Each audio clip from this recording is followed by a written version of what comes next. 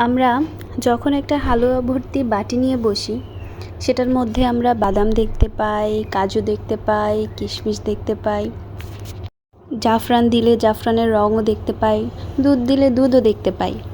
কিন্তু কিন্তু চিনি, যেটা হালুয়ার আসল টেস্টটাকে নিয়ে আসে, যেটা মিষ্টি করে হালুয়াটাকে, সেটা কিন্তু হালুয়ার সাথে মিশে যায়।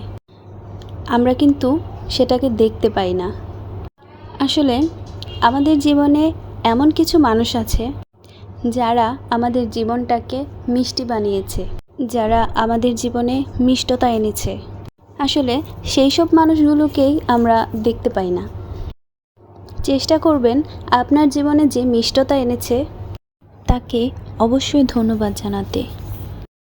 এই নেই, ওই নেই, সেই নেই, কত বাহানা, কত কমপ্লেইন আমাদের থাকে, বাট কতবার আমরা ধন্যবাদ জানাই তাকে।